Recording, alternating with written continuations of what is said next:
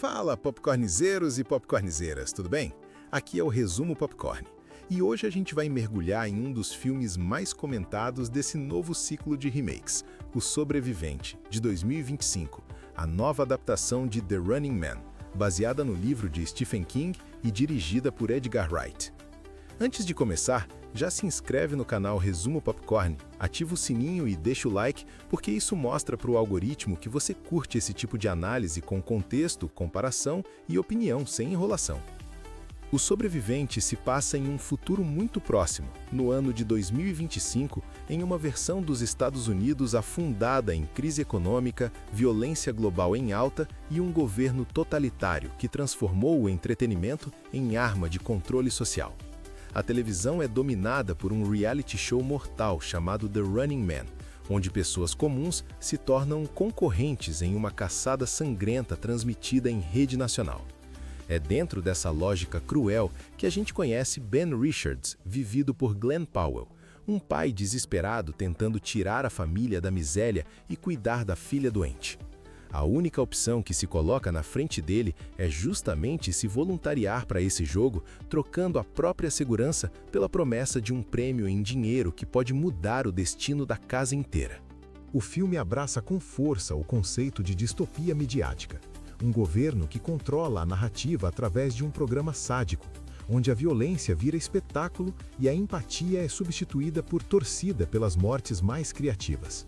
Edgar Wright usa essa premissa para comentar não só sobre regimes autoritários, mas também sobre como a mídia molda o que a gente entende como verdade, manipulando imagens, construindo heróis e vilões conforme a conveniência do sistema. A ideia de deepfake, edição tendenciosa e fake news já aparecia na versão de 1987, mas aqui ganha uma camada ainda mais atual, refletindo o cenário de redes sociais, pós-verdade e saturação de conteúdo. Visualmente, O Sobrevivente é um filme que mistura a estética neon e suja das distopias clássicas com o ritmo frenético que a gente espera de um blockbuster moderno. A fotografia abraça um contraste bem marcado entre o mundo real, cinzento, opressor, e o palco do programa, repleto de cores fortes, luzes e uma energia quase carnavalesca em torno da morte. Essa dualidade serve para reforçar o comentário central do filme. A brutalidade é maquiada como diversão, e quanto mais espetacular é o massacre, mais alto sobe a audiência.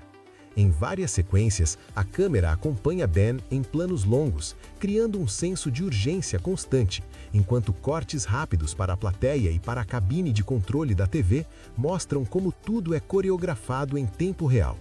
Na construção de personagem, Glenn Powell entrega um Ben Richards menos herói de ação clássico e mais um sujeito ordinário empurrado para o limite. Ele não é um super soldado invencível, mas um cara comum lidando com culpa, medo e raiva de um sistema que transformou a própria dor em espetáculo público. O filme trabalha bem essa humanidade na primeira metade, mostrando a relação dele com a família, o peso da doença da filha e a humilhação do desemprego em um mundo onde o Estado oferece entretenimento mortal, mas não oferece dignidade. Isso cria uma base emocional que torna a entrada dele no programa algo mais trágico do que heróico, mesmo quando o público dentro do filme começa a enxergar Ben como uma espécie de ícone de resistência. O antagonismo aqui não se resume aos caçadores, os assassinos profissionais enviados para matar os concorrentes durante os 30 dias de perseguição, mas também a figuras de bastidores que personificam a manipulação midiática. Dan Killian, o chefão da TV e mente por trás de The Running Man, volta como uma peça-chave nessa nova versão, mantendo a tradição de ser o homem que sorri para as câmeras enquanto puxa as cordas por trás. Ele representa o poder de decidir quem vive e quem morre, quem é mostrado como monstro e quem é editado como mártir, sempre em função da audiência e da conveniência política do regime. Essa camada deixa o filme mais interessante porque mostra que o verdadeiro vilão não é só quem aperta o gatilho, mas quem define o roteiro que o público consome como verdade. Tematicamente, O Sobrevivente conversa com vários elementos do nosso tempo. Culto à celebridade instantânea, jogos de humilhação em reality shows, consumo de violência como entretenimento e a anestesia coletiva diante da dor alheia. Ao mesmo tempo, o filme resgata o espírito de crítica social do material original de Stephen King, mantendo a ideia de que a desigualdade extrema e o desespero criam um terreno fértil para esse tipo de espetáculo brutal. A figura de Ben funciona como um espelho da população esmagada pela crise, encarando uma escolha quase impossível entre morrer lentamente na miséria ou arriscar tudo em um jogo em que as regras são feitas para ele perder. O roteiro faz questão de mostrar como o público dentro do filme se identifica com ele, mesmo enquanto vibra com cada nova onda de violência transmitida em rede nacional. O ritmo do longa é bem calibrado. A introdução política e social é relativamente rápida, o suficiente para situar a gente sem virar aula de história. E logo o foco se desloca para o game show e suas dinâmicas.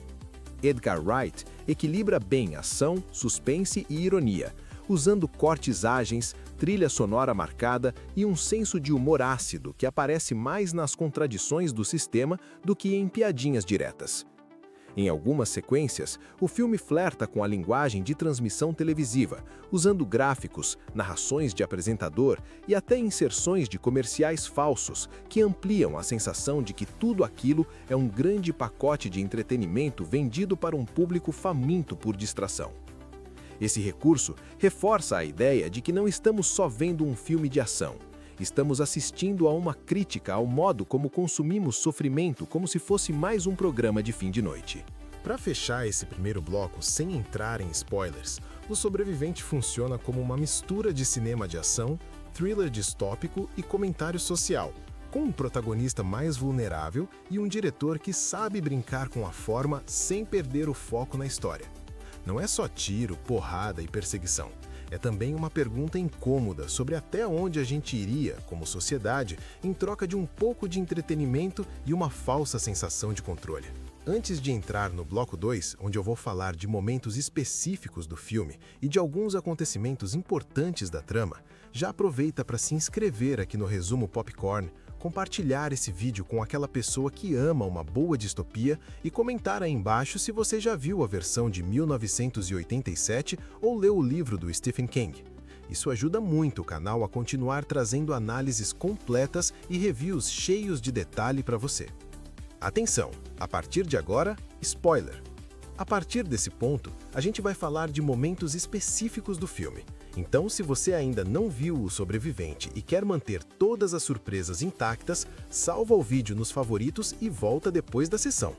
Uma das primeiras decisões importantes do roteiro é mostrar o quanto a família do Ben está encurralada. A doença da filha não é só um pano de fundo, ela é o motor emocional que justifica a escolha extrema dele de se voluntariar para o programa. Logo nas primeiras cenas, a gente vê que ele tentou caminhos normais, trabalho, negociações, apelos burocráticos, mas o sistema está tão quebrado que a única porta aberta é justamente o espetáculo da violência. Isso faz com que quando ele assina o contrato com The Running Man, a escolha pareça ao mesmo tempo absurda e inevitável. Dentro do game show, o filme estrutura a narrativa em fases, quase como se cada segmento da caçada fosse um episódio diferente, com um caçador específico, uma arena com identidade própria e um conjunto de regras levemente alterado para gerar suspense e variedade. A dinâmica de 30 dias de perseguição funciona mais como conceito do que como cronômetro literal. O que importa é a sensação de que a qualquer momento pode surgir um novo inimigo, moldado para dar espetáculo. Os caçadores não são apenas assassinos, eles são estrelas de TV, construídos como personagens com bordões, visual exagerado e uma base de fãs dentro do universo do filme. Isso é uma das sacadas mais fortes da crítica. A morte é tratada como entretenimento de marca, com figurino, marketing e hashtags. Um dos pontos centrais do spoiler aqui é a maneira como as imagens de Ben são manipuladas para construir uma narrativa conveniente para o governo. Em determinado momento, o filme mostra que materiais em vídeo são editados para transformar Ben em vilão, distorcendo eventos anteriores da vida dele e criando uma versão dos fatos em que ele parece um criminoso cruel. Isso serve tanto para justificar o sadismo do programa, quanto para manter a população alinhada com a ideia de que ele merece o que está passando. Mais tarde, quando essa manipulação começa a ser exposta, a própria percepção do público dentro do filme muda, e é aí que o longa abraça de vez a temática da revolta popular mediada por telas. Outro spoiler importante é o arco do próprio programa The Running Man. À medida que Ben sobrevive a confrontos que deveriam ser impossíveis, a audiência cresce e o show precisa escalonar a violência para manter os números lá em cima. Isso coloca o chefe da emissora, Dan Killian, em uma posição delicada. Ele precisa decidir entre eliminar o concorrente de forma covarde, fraudando o jogo, ou abraçar o caos e deixar o herói acidental se tornar o rosto de uma possível rebelião. O filme constrói bem essa tensão nos bastidores, mostrando reuniões em que produtores discutem quais cenas vão ao ar, quais falas serão cortadas e como cada edição pode influenciar a opinião pública. No terço final, o sobrevivente intensifica a convergência entre o jogo e o levante popular. Enquanto Ben continua lutando pela sobrevivência dentro da arena, começam a surgir sinais de que a população não está mais comprando totalmente a narrativa oficial.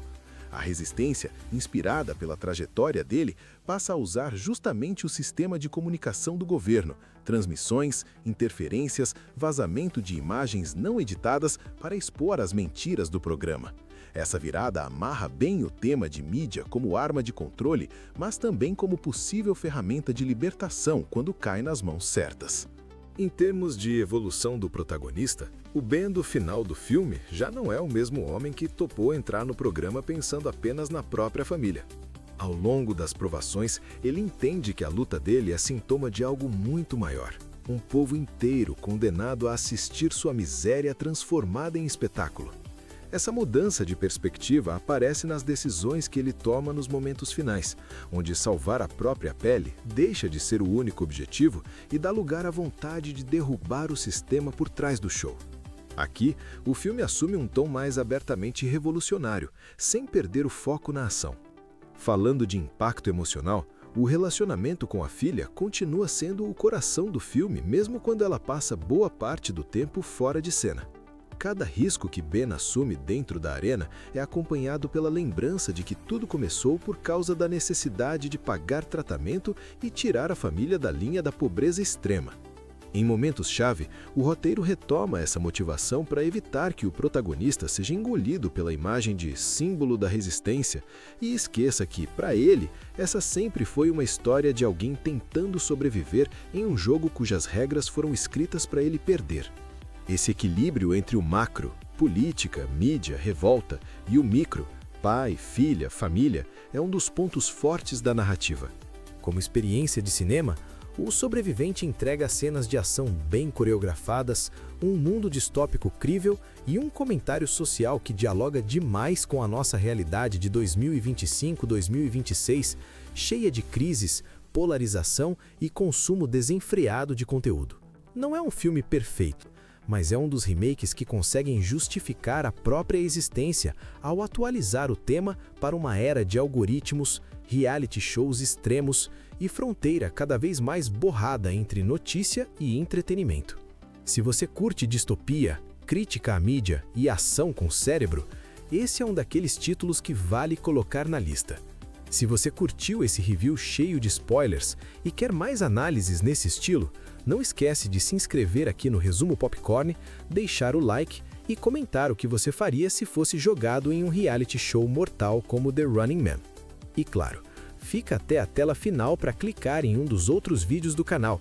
Tem muita distopia, ficção científica e cinema de ação esperando por você no próximo resumo. Tchau!